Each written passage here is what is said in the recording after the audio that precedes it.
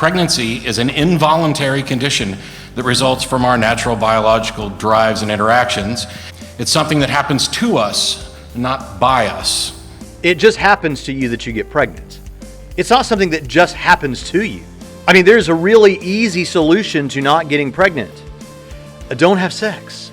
When you have sex, part of the unwritten contract that adult people are aware of is you might get pregnant. After all, biologically speaking, this is the primary function of sexual interaction. It's something that happens to us, not by us. To us, not by us. Not by us.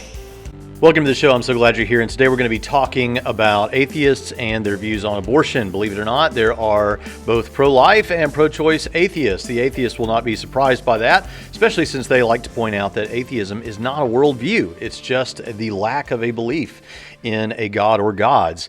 And however, we do have an episode on worldviews in which I talk a little bit about things that seem to be commonalities among naturalistic atheists. And it does seem to be a commonality that most atheists are pro-choice. We're going to look at both examples today. We're going to spend most of our time talking about atheists who are pro-choice. But I want to begin by jumping right into a story from an atheist girl who is pro-life, and she, I think, is like 26 years old, and this is at a diversity in pro-life rally of some sort. And listen to her story as she talks about being 16 years old, becoming pregnant, and here's what she has to say.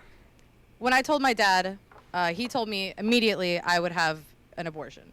I asked him if I could adopt. He said no. I wanted to keep my baby. He said no. Abortion was the only option. So I scheduled my appointment with Planned Parenthood, and this Planned Parenthood did not perform the abortion. They simply performed the sonogram, find out how far along I was, where I needed to go. They estimated 8 to 9 weeks, and when I asked if I could see the screen, she told me no, that there was no reason for me to see the screen. I wouldn't be able to see anything, and that was that. I was 16, I was terrified, and I was not as strong-willed as I am now. So I ended up going through with my abortion, which is a whole other long story. But to deal with that, I was very vocally pro-choice for years and years. And so to me, during that time, pro-life meant you were scum of the earth. You were always an asshole. You hated women. You were just, in general, bad people. You didn't care. And I had convinced myself it was a choice that I wanted, because that was the only way for me to get out of bed. When I was 19, I became pregnant again with our eldest, who just turned 7 on Monday. Oh my God.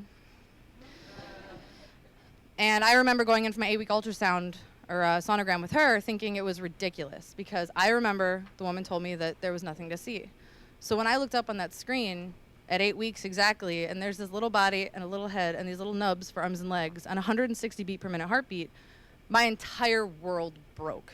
Like, there was nothing in me that could prepare me for that moment, because it didn't matter what anyone told me. It didn't matter what lies there were. I'm not saying lies on pro-choice or pro-life side. I mean, just in general, it did not matter what anyone said. This wasn't emotion. This was facts. This was biology in front of me, a human being, and I had to think back 3 years ago what had to have been terminated. And for me, it took a long time. I went through the steps of different type of pro-lifer and how I felt about people, and 7 years later, here I am, and pro-life has meant a lot of different things to me still. And to make this quick, pro-life to me is pro-love. I've had an All right, so what I wanted to start with this story because a couple of things. One thing, I think we can get a little bit academic and theoretical when we talk about this sort of thing, and that's why a lot of times on this channel I like to bring in the stories of real people.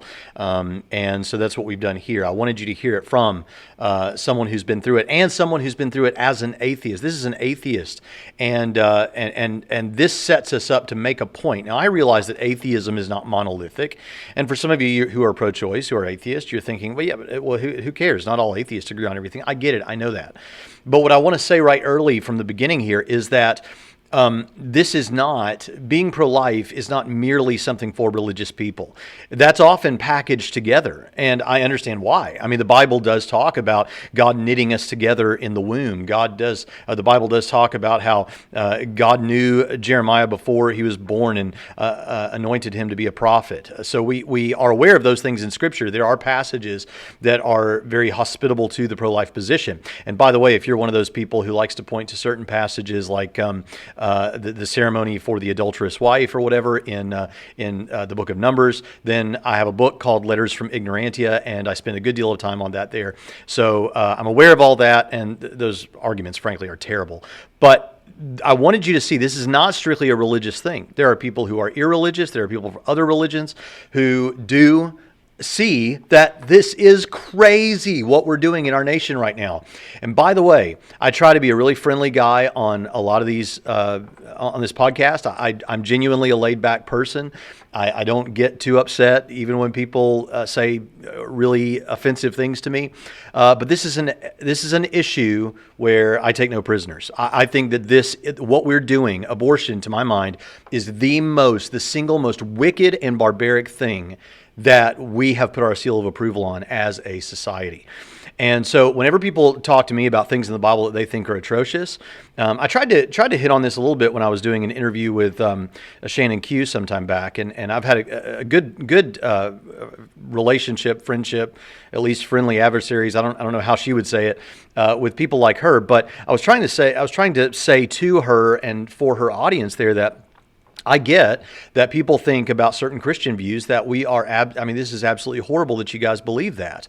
Likewise, there are things that we look at the other side and think that is absolutely off the deep end. And so this is one of those issues. And so we're going to talk a little bit about it here today. We're going to look at a debate between two atheists who are both debating. They're debating each other on the question of pro-life and pro-choice and abortion. And but she said something just a moment ago when she looked at that ultrasound and saw that child in the womb. She realized this was biology. This was science hitting me. Yes, because science is not your friend at all if you are a pro-choicer. But let's just talk about why that is. First of all, if you're the kind of person that thinks that the question about that wonders about whether this is a human being or not, there is no real debate about whether or not a fetus is a human being. The reason that there's no debate about that is because you have human biological material combining with human biological material to create a new arrangement of biological material, new human life. And so the question isn't whether this is a human being. In fact, don't take my word for it. Take the words of Peter Singer, for example. He says, quote, "It is possible to give human being a precise meaning. We can use it as equivalent to member of the species Homo sapiens. Whether a being is a member of a given species is something that can be determined scientifically by an examination of the nature of the chromosomes in the cells of living organisms. In this sense, there is no doubt that from the first moments of its existence, an embryo conceived from human sperm and egg is a human being." In fact, Planned Parenthood used to be pretty straightforward about this. In a 1964 pamphlet discussing birth control, the group accidentally let the unborn cat out of the bag, saying, quote, "Absolutely not. An abortion ends the life of a baby after it has begun." You know, you can actually go to my website at braxtonhunter.com, or you can get there by going to trinityradio.org and go to the blog page and then search abortion, and you'll come up with a blog article where I've linked these statements with their footnotes and even photographs of the Planned Parenthood handouts and things like that. In fact, take Christopher Hitchens, the late great atheist Christopher Hitchens, what he had to say about it. He said, quote, "Unborn child seems to me to be a real concept. It's not a growth. You can't say that the issue of rights don't come into question."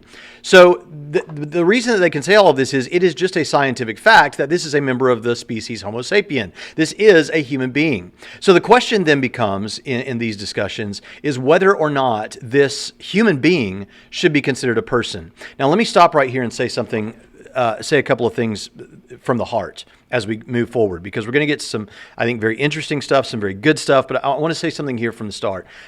If you are a person who has had an abortion, there is love for you and there is forgiveness.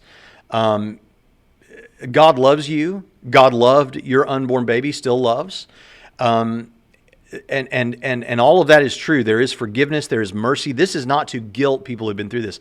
Listen, we are sinners. We make mistakes. It's very easy in the culture in which we live to accept the societal suggestions that are out there and believe that, hey, I've got really intelligent people with high degrees and whole organizations backing them that are talking about this as though it's merely an issue of women's rights. And so, yeah, why should I feel bad about this? I mean, this seems like a perfectly acceptable thing to do. So I understand that those suggestions are out there, and especially if you're in a position like this young lady, this atheist young lady was in, where she says her father pressured her or ordered her to have an abortion. Okay, those are interesting circumstances, especially for a young girl like that. So I want you to know there is forgiveness, there is love. I like what she said there. And I think as Christians, we've got special currency when it comes to this. To be pro-life is to be pro-love. We love you. God loves you. And I've done horrible things that I'm ashamed and wouldn't want anyone to know about. And so if you've had an abortion, you may feel that same way, but you know what? There is room at the cross. God will forgive that sin. God loves you. He wants to adopt you into his family.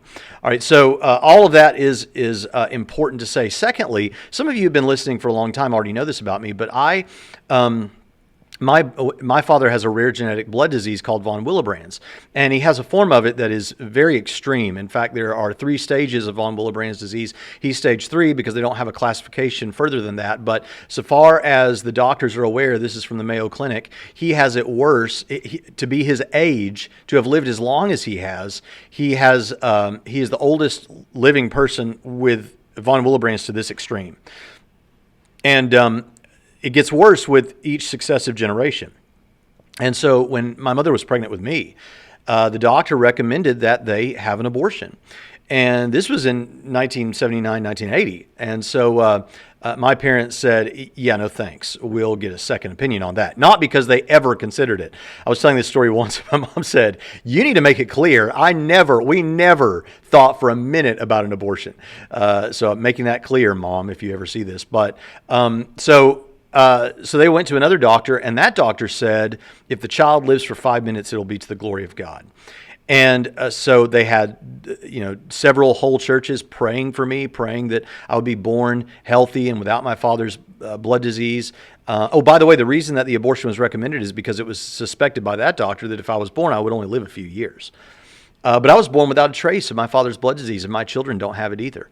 And so I could have very easily been aborted. So when you talk about these issues and you think that, you're just some man who has no vested interest in this. Yes, I am a man who very easily, had I had parents who were willing to have an abortion, I might easily have been aborted. So yeah, I think I've got as much right to talk about this issue as anybody else does.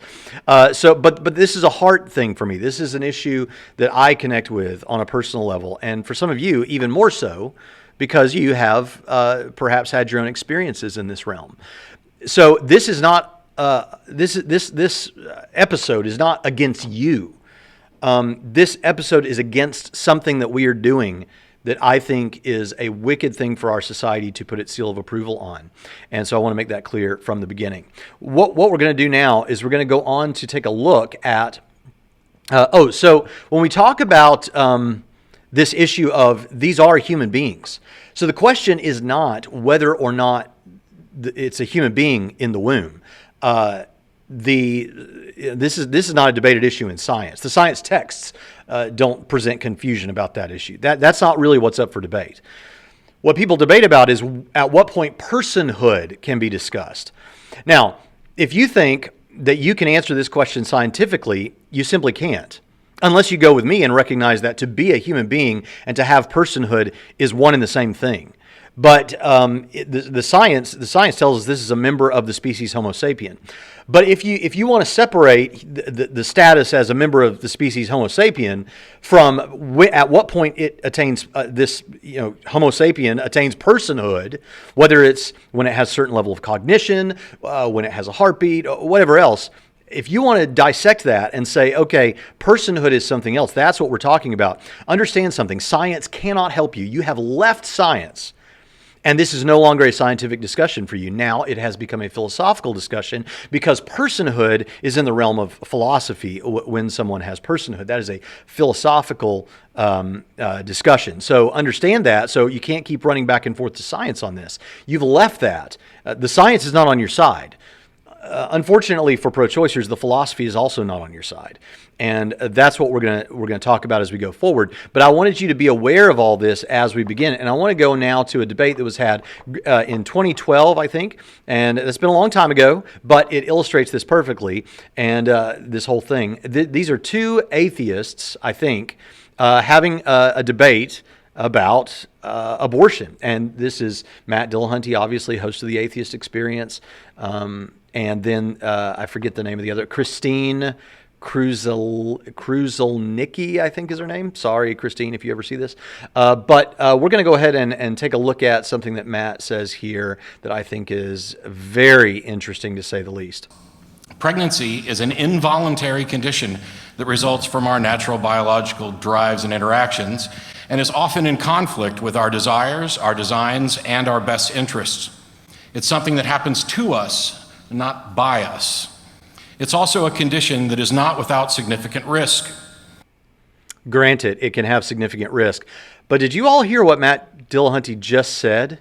He said let's go back and I want to hear this again. It's also important that we discuss this issue plainly. The process of reproduction that our species has evolved to make use of could better be described as the process that makes use of us. Pregnancy is an involuntary condition that results from our natural biological drives and interactions, and is often in conflict with our desires, our designs, and our best interests. It's something that happens to us, not by us.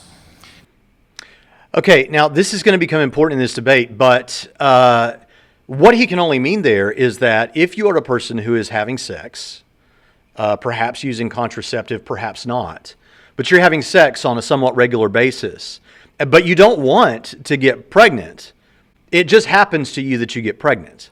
But here's the thing, it's not something that just happens to you. I mean, there's a really easy solution to not getting pregnant. Don't have sex. When you have sex, part of the unwritten contract that adult people are aware of is one of the things that can happen, one of the risks that can come along with this is you might get pregnant. After all, biologically speaking, this is the primary function of sexual interaction, is to procreate. So when you start messing around with the procreative stuff, one thing that could happen is you get pregnant. It's not something that just happens to you. It's something that you kind of take on as a part of that contract when you begin having sex, even if you use contraceptive. It doesn't happen to you. Now, there's one thing that he says that is very interesting and kind of turns this thing on his head. You'll notice that when I played it back the second time, we got a little bit more, and he said that our biological, the evolution has brought us to this place where procreation makes use of us in this way.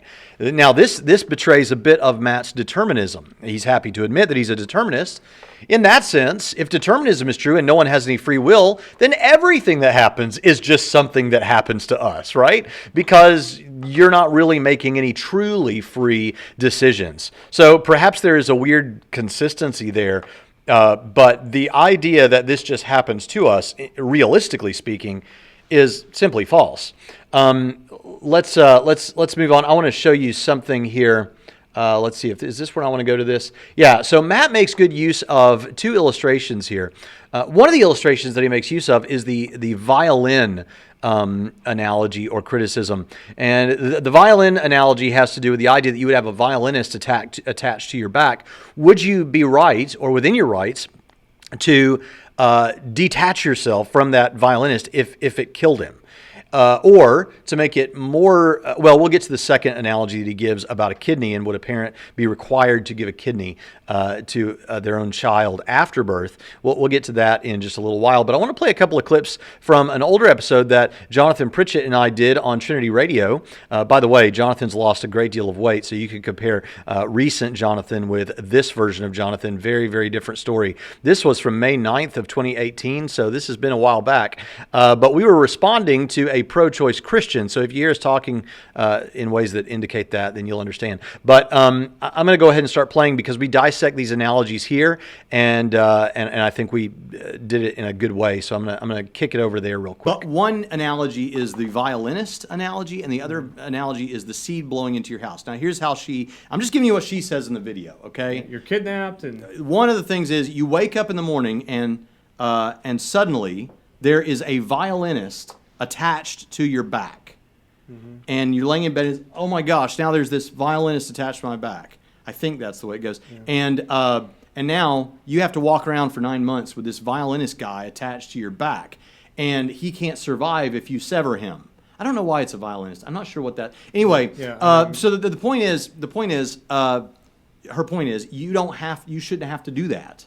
Like this happened to you, and now you shouldn't have to do this because you should be right to be able to cut him off. You know, that's his problem.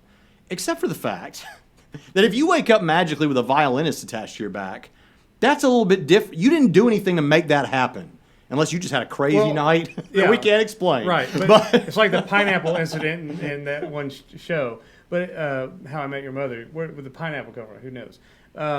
But in the text, in the title card, when she was telling the story, it said something about you were kidnapped and you woke up with the violinist. Mm-hmm. So that puts us in there. Her example goes into the rape category. Anyway. Oh, someone kidnapped and tied you up. She said that in the title card. I don't know if she said it in the video. I video. see. You paused it and read what it said. Okay. Title card. There's a kidnapping. Okay. You're kidnapped, and then you wake up and you have this violinist tied into your vital organs so that the violinist can survive, and in 9 months it'll be fine. And you shouldn't have to have some sort of legal obligation to care for that violinist because it was forced upon you. Now, I think this backfires for her because we can put that in the rape category. Yeah. Because look. And we will talk about rape. Right. Put it in the rape category for now. So this analogy doesn't work for me, but even still, let's say I was kidnapped. Should there be a legal obligation that I maintain this other person's life? Because a violinist is not even a child. I can't look to this guy and say, sorry, you got to die. You know, I've got to suck it up and sacrifice for 9 months saying, all right, buddy, it's the two of us because, you know, if I kill you, I go to prison. Even though I didn't want this to happen, I shouldn't just say, sorry, buddy, my life and my convenience is worth more than your existence. And I don't have a problem with a law being there saying his existence matters. Even if so you're saying for it. if we live in a world where suddenly violinists become attached to people's backs, whether because of kidnapping or magic or whatever, you're saying you feel like, well, okay, well that's what happens to you, and now you got to live with crappy things that. happen in life to people in general. I mean, there's no, so that's that. If that becomes your lot in life, it should be a crime that I could say, sorry, fella, you're bothering me, so you have to die, so I can sit on the couch without smushing you. And you made me think of something too, because this comes up because you'll hear in some of these debates about body rights issues like this. But here's the thing: is we are talking in this case. She's saying she thinks it shouldn't be illegal. And so legalities is kind of what we're talking about. And a lot of times I'll be in the midst of discussing abortion with someone and say, but it's totally legal to X, Y, and Z. Okay, well, okay, fine. We're not talking about what is legal or not. We're talking about what should be legal or not. And really for us, as theologians and as people that think philosophically and this sort of thing, we're concerned with, is it right or wrong? Yeah. And we think that it's wrong. And I'm not trying to say it's a bad analogy. I understand the purpose of analogy so you can try to communicate an idea. So I want to be clear. I'm not trying to poke a hole in the analogy. What I'm doing is I'm saying take the analogy, grant it all. Grant it all and saying, yes, human life matters to the point where there should be a law saying, even if I was kidnapped, I can't kill this person. Yeah.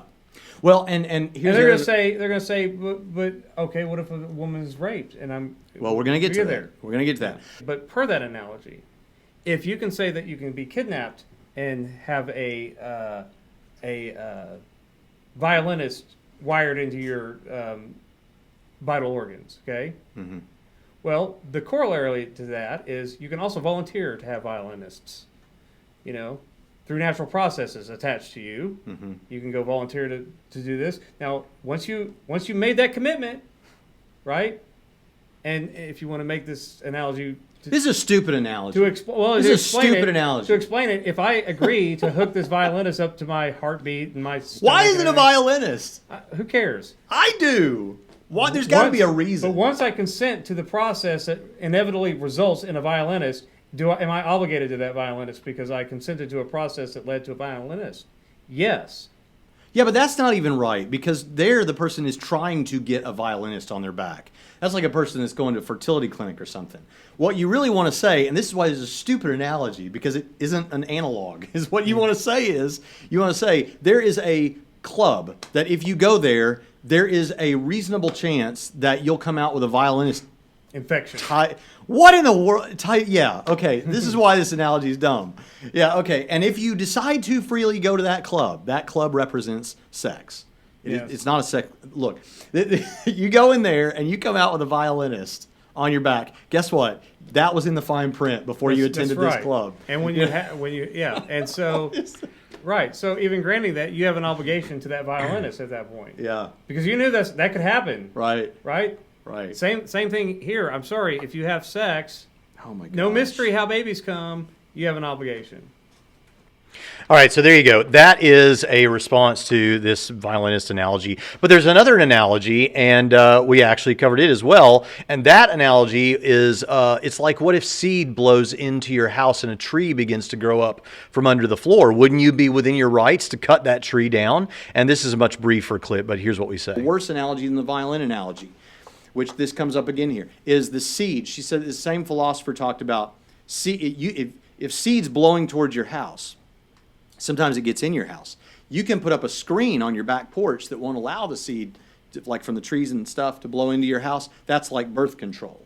Okay, you can stop it from getting in. But if it gets in, if you don't use birth control, you don't now have to. Nobody thinks you're obligated now. Oh, the seed got in my house, so now I got to let this tree grow up in my living room. Okay, when I was listening to that, and granted, I'm just, what she gave me is all I've got to go on. Trees are not as valuable as human beings.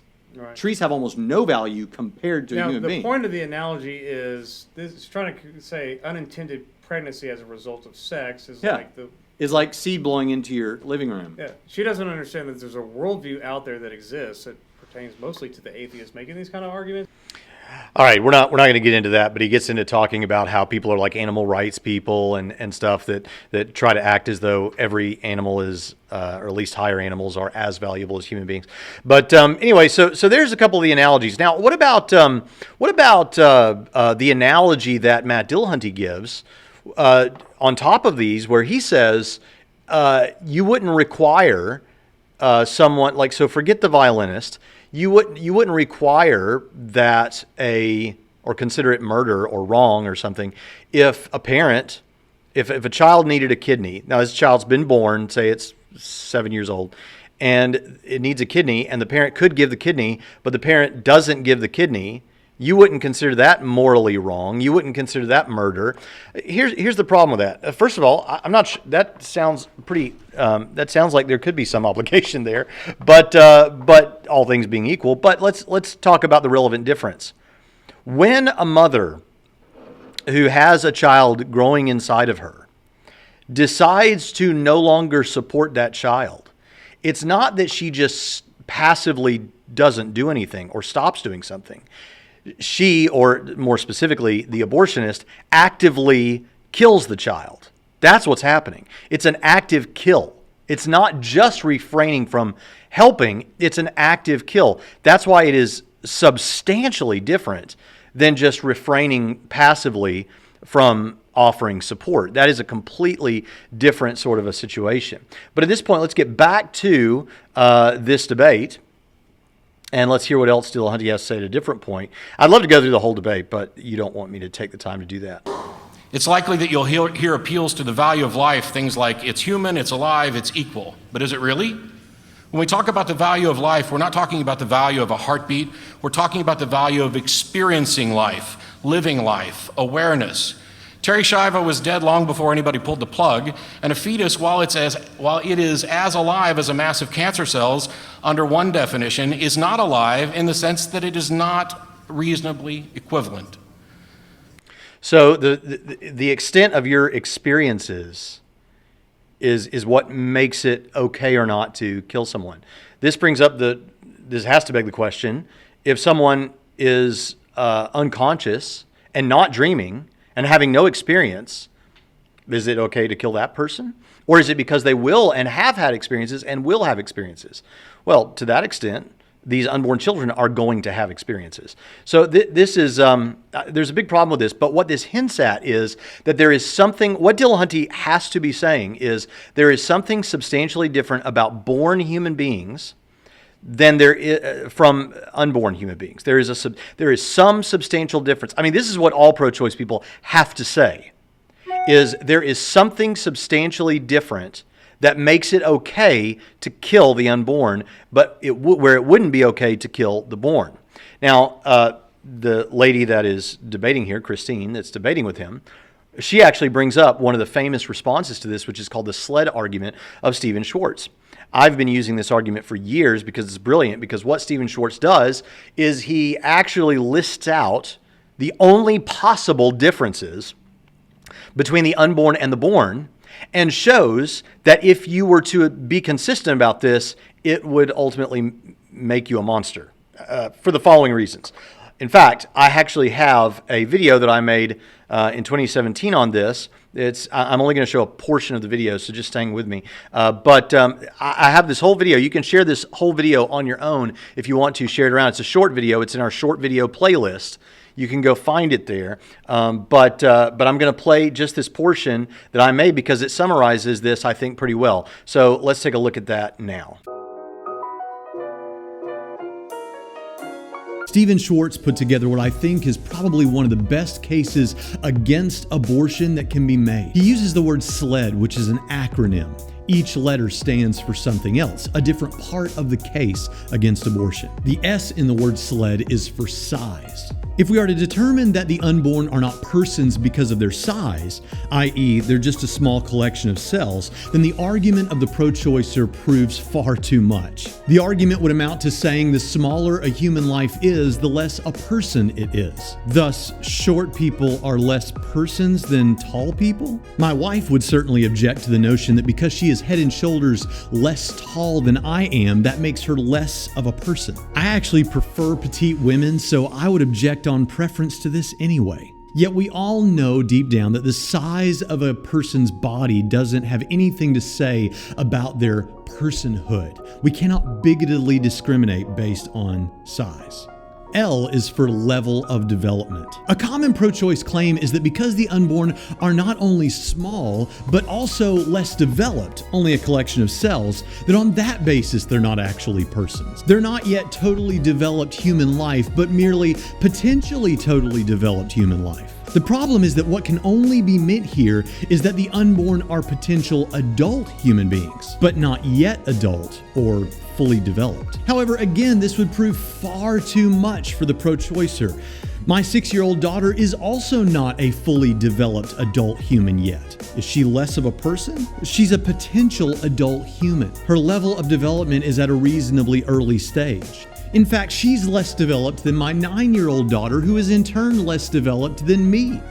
I guess I'm the only real person involved in this equation. But obviously this is false. We cannot bigotedly discriminate based on the level of development. E is for environment. The most used response in favor of abortion is that the unborn are not actually persons because of their environment. They're in the womb rather than outside of the womb. Because of this unusual location, they are said to be potential persons, but not yet actual persons. The problem is that in no other aspect of life do we determine whether someone is a person based on location. Are Africans less persons than North Americans from a North American perspective because they're in a different location? Does one's status of personhood change based on which room of the house they are currently inhabiting? Naturally, the answer is of course not. We cannot bigotedly discriminate based on environment. D is for degree of dependency. Since the unborn are dependent on the mother for survival, via nutrients, amniotic fluid, etc.,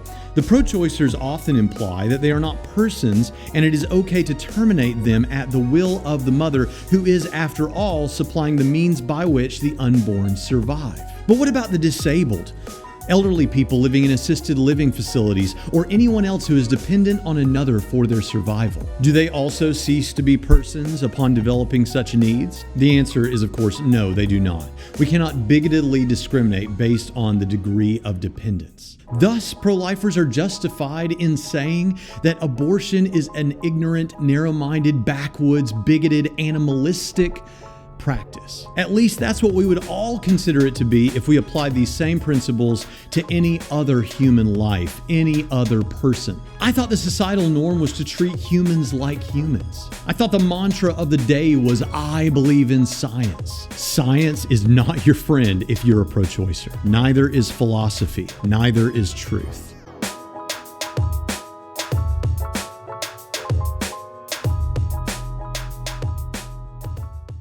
That is the video laying out the sled argument. So I wanted you to be aware of that, because we see here that we're starting to talk about personhood. Well, what does Matt Dillahunty have to say when that distinction is brought up? I mean, we don't make a distinction. We think that a human being is a person.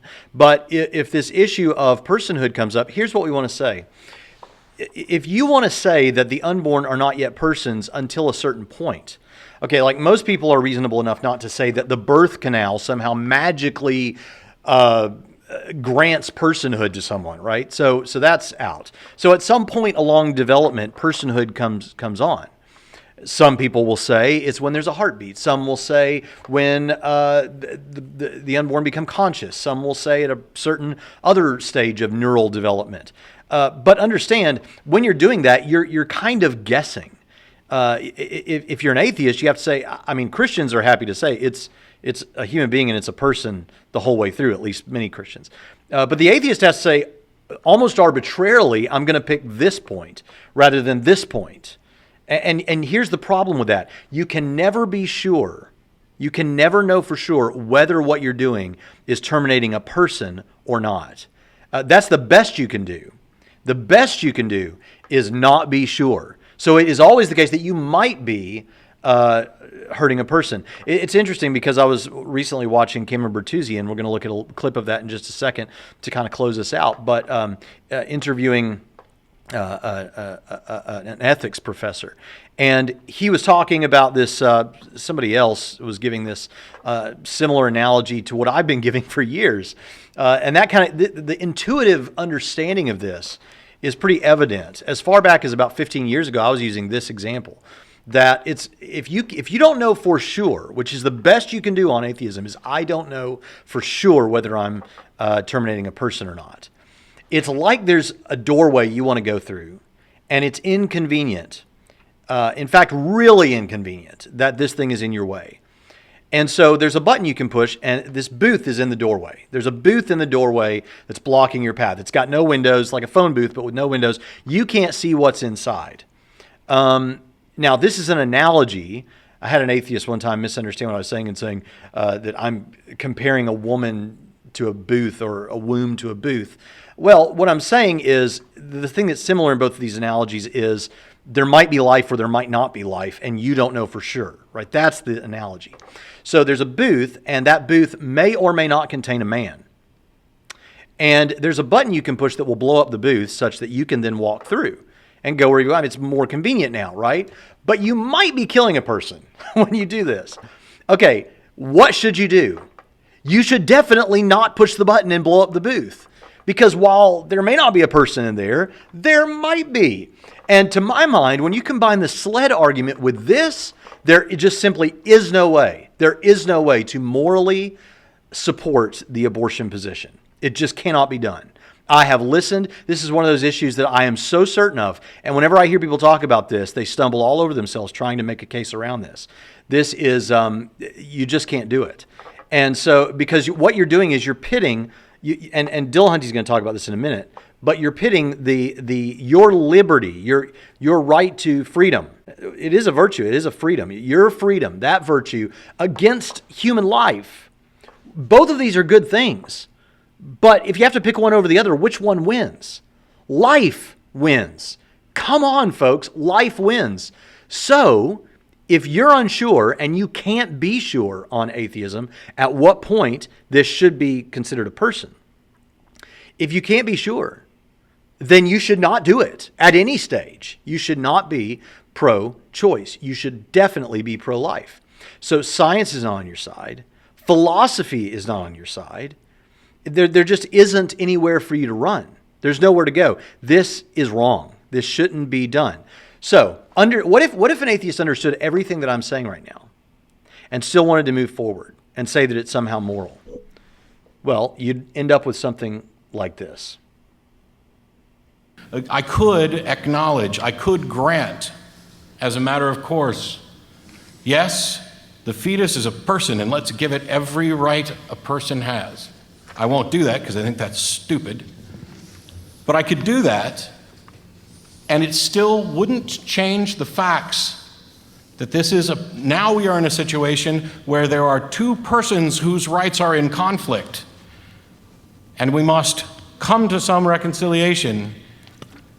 The point that I didn't get to make in the opening is that denying women this basic human right makes them slaves to their biology. It attempts to justify this thinly veiled naturalistic fallacy, basically amount to, yes, you're pregnant and you don't want to be, that must be terrible for you. I'm sorry that nature has screwed you over, but that's the way it has to stay, unless we find that your life is at risk. I'm assuming you do make an exception in the case of the mother's life?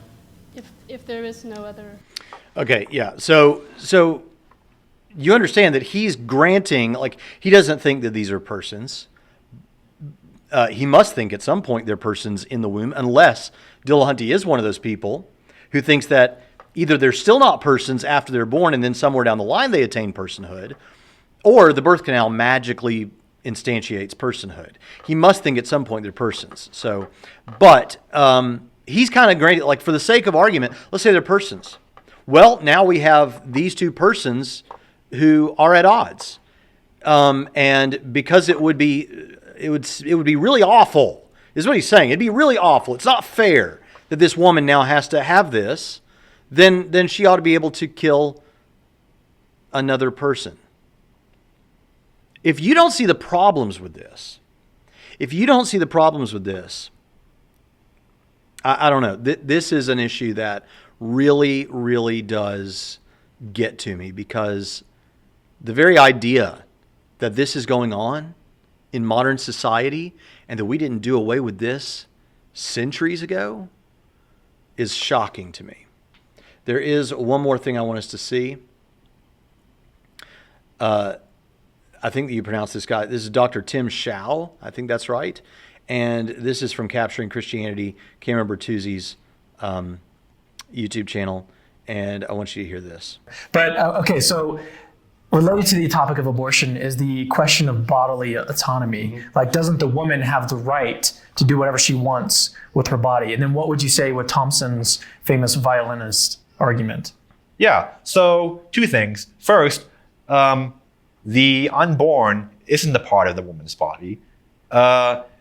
And so it's not a matter of what she does to her own body. There's another individual in question. And even if you said that this is uncontroversial, what's right? That this is a human person.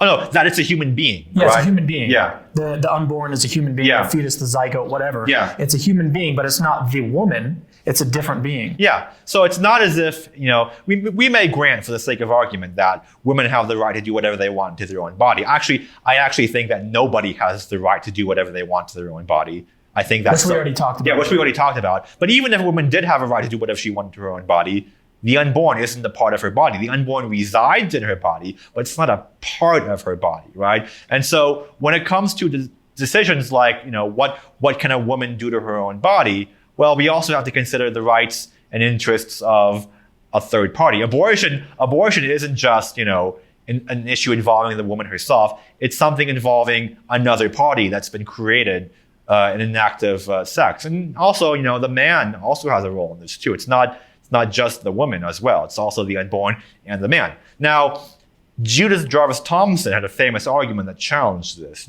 Thomson gave the example of a violinist who's hooked up to I believe it was like a kidney dialysis machine or something like that.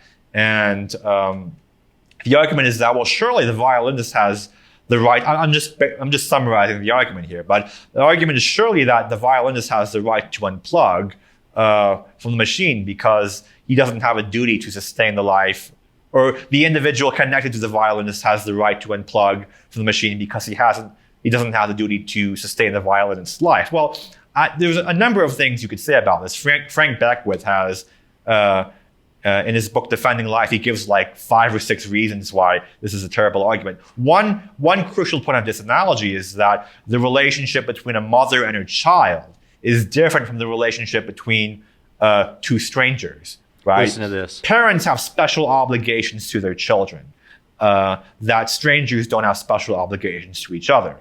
So a mother has a special obligation to take care of her child that, whereas for 2 strangers, that might be what ethicists call an extraordinary duty. Whereas for women, a mother taking care of her child, it would be an ordinary duty. So there's for one, a disanalogy to be made there. Second, I would say that unplugging from the violinist is different from an abortion. In one case, you're withdrawing treatment. In another case, you're actually doing something that ends, you're actually performing an act of killing. Abortion isn't just withdrawing treatment. Abortion is the active going into a womb and ending the life of a unborn human. So it's not just withdrawing treatment. It's actually an active act of killing. So it's not the act of letting die. It's the act of actively killing. So. All right, so I wanted you to see that. So now we've surveyed a lot of this literature, a lot of this content, a lot of the stuff that comes up. But what I want you to understand here, I want you to get a couple of things out of this. The takeaways from this should be at least this much. Number one, if you're an atheist out there or a Christian, you don't have, it's like, and I know you know this, I don't want to insult my audience's intelligence by speaking as though you don't know this. But sometimes there are things that we know, obviously, but we need to realize, we need to remind ourselves of. Even if you're not a Christian, you can appreciate this. The Apostle Peter says in 2 Peter that chapter 1 that he's saying these things not because his audience doesn't know these things, but he wants to call it to their remembrance. He wants to remind them of it. I want to remind you all of something. There are obviously Christian pro-life people. There are atheist pro-life people. It's not like if you really want to say atheism is not a worldview, it's just the lack of belief in God, then put some legs on that. Be a free thinker in areas like this and recognize that the only reasonable response to this discussion is to be adamantly and loudly pro-life. That is the position that I think reasonable people should take.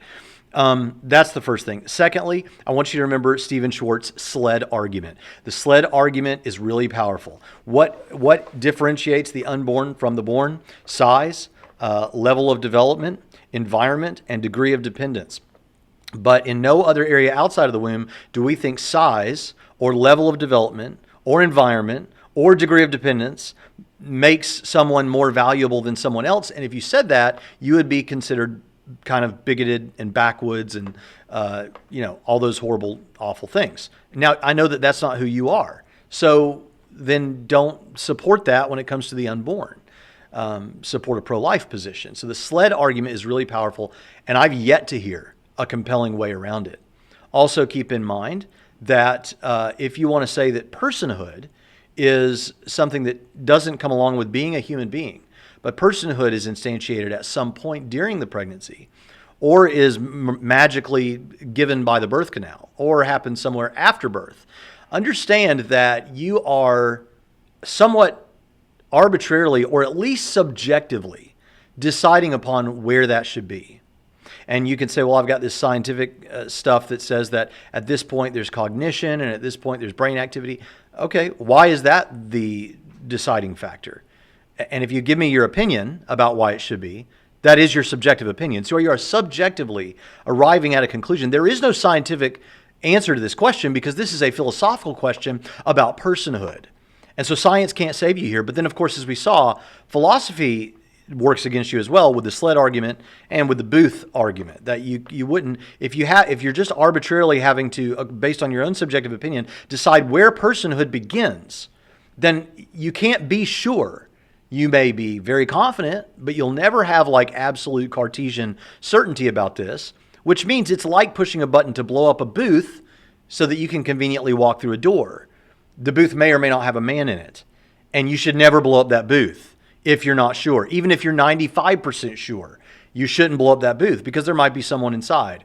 And you should not support abortion because you don't know for sure when personhood begins. So if you're an atheist, you should not be pro-choice. You should be pro-life. Now, for a Christian, it's pretty easy. God knits us together in the womb. He's doing a work. It's not to us to play God and destroy the work that God is doing. And that is a very serious thing. Life is sacred. Some people say dignity, the dignity of life. I don't like that. I like sacredness of life. I guess what I'm trying to say is we are sacred. We have an ascribed value. We are valuable because God placed value on us. We are made in His image. It's easy for a Christian. It might not be that easy for an atheist. But I actually think that it is, because I've walked with you here through the reasons why you cannot, at the very least, you cannot be confident. And listen to me, this is too serious of an issue. This is too serious of an issue for you to say, well, I'm not sure exactly how to shoot down all that, but you know what? That, of course, he's going to say stuff like that. He's a Christian. I'm just going to move on with my life. I'm pro-choice. Come on, I've been pro-choice. Women's rights. Listen, you cannot do that. This is too serious for you to brush off what I'm saying. If you can't find a good, convincing answer to these questions, then you should not continue in pro-choice positions, because that's how serious this is. Now, lastly, I want to remind you what I said at the beginning of the episode. God loves you. Whether you believe in God or not, God loves you, and He believes in you. And if you are a person who has had experience in this area, by which I mean you've had an abortion, the idea is not that you have to continue carrying the burden of shame for the rest of your life, or guilt, or anything like that. That's how people treat the Christians, as though we're trying to heap the guilt and the shame onto people who've had abortion. That's not it. The Christian position is we're all sinners. And as sinners, we have done things that we don't want either, that we don't want people to know about, and that we wish we didn't have. The good thing is He carries our guilt and our shame. He died in our place. He covered our sins. And as a result, you can be forgiven, and you can be made clean, and you can be free of whatever guilt might be there. Just like my last episode, I know this will not be the most popular, at least in how it's received, but I think this is the truth about the nature of reality. And I look forward to seeing you next time on Trinity Radio.